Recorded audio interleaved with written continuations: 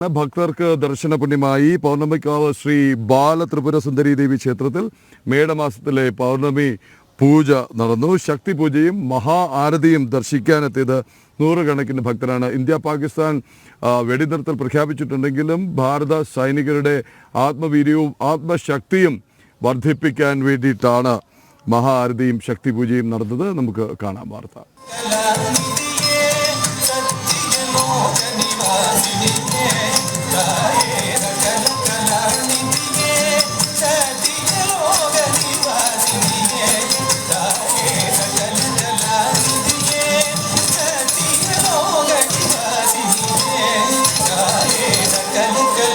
പൗർണമിക്കാവിലെത്തുന്ന ഭക്തർക്ക് ഭക്തിയുടെ പുത്തൻ കാഴ്ചയാണ് ശ്രീബാല ത്രിപുരസുന്ദരി ദേവി ക്ഷേത്രത്തിൽ കാണാനായത്. മേടമാസത്തിലെ പൗർണമി പൂജയ്ക്ക് നൂറുകണക്കിന് ഭക്തരാണ് സാക്ഷ്യം വഹിച്ചത്.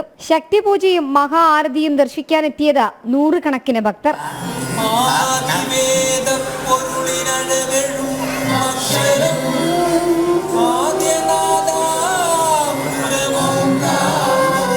ഇന്ത്യ പാകിസ്ഥാൻ വെടിനിർത്തൽ പ്രഖ്യാപിച്ചെങ്കിലും ഇന്ത്യൻ പട്ടാളക്കാരുടെ ആത്മശക്തി വർദ്ധിപ്പിക്കാനാണ് ശക്തിപൂജയും മഹാ ആരതിയും ക്ഷേത്രത്തിൽ നടന്നത്.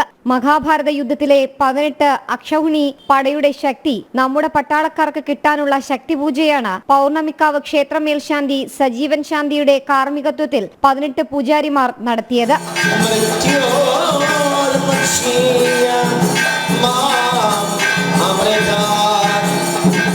മുതിർന്ന RSS പ്രചാരകൻ S. സേതുമാധവൻ ചടങ്ങിന് സാക്ഷിയായി. നമ്മുടെ നാട്ടിലെ ജനങ്ങൾക്ക് ആവേശം കൊടുത്ത വന്ദേ മാതര ഗാനം അതിൽ പറയുന്നു, ത്വം ഹി ദുർഗ ദശപ്രഹരണധാരിണി കമല കമലതല വിഹാരിണി. ആ രീതിയിൽ നമ്മുടെ ഭാരതത്തെ സസ്യവും ശ്യാമളവുമായ ആ കോമള ഭൂമി, ഭാരതഭൂമിയുടെ സന്ദേശവും ഞാൻ കൂടുതൽ നമ്മുടെ ഈ നാട്ടിലെ ജനങ്ങളോട് പറയേണ്ട ആവശ്യമില്ല. സ്വാമി വിവേകാനന്ദൻ പറഞ്ഞു, വരാൻ പോകുന്ന കുറച്ച് വർഷത്തേക്ക് നമുക്ക് നമ്മുടെ ദേവീ ദേവന്മാരെല്ലാം ഇരിക്കെ തന്നെ നമുക്കൊരു മുഖ്യമായിട്ടുള്ള ദേവി, അത് ഭാരതമാതാവാകട്ടെ.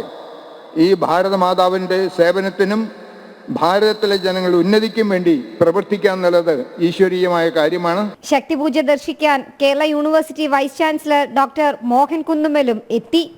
ആരൊക്കെ തന്നെ എന്തൊക്കെ ചെയ്താലും അതിശക്തമായി ഭാരതം ചെറുത്തു നിൽക്കും എന്ന് തെളിയിച്ച ദിവസങ്ങളിലൂടെയാണ് നമ്മളിപ്പോൾ കടന്നു പോകുന്നത്. ഒരുപാട് ശത്രുക്കൾ നമുക്ക് ചുറ്റുമുണ്ട്. കാരണം നമ്മൾ വളരുകയാണെന്ന് അവർക്കറിയാം. അസൂയയാണ് ചുറ്റുമുള്ള ആളുകൾ. പക്ഷേ അതിനെ ഒക്കെ മറികടക്കാനുള്ള കഴിവ് നമുക്കുണ്ട്, നമ്മുടെ ചെറുപ്പക്കാർക്കുണ്ട്, ഈ നാട്ടിലെ എല്ലാവർക്കുമുണ്ട്. പൂർവ്വ സൈനിക പരിഷത്ത് ഭാരവാഹികൾ ഉൾപ്പെടെയുള്ളവരും ഭക്തിയുടെ നിറവിൽ നടന്ന പൂജകളിൽ പങ്കെടുത്തു. ജനം, തിരുവനന്തപുരം.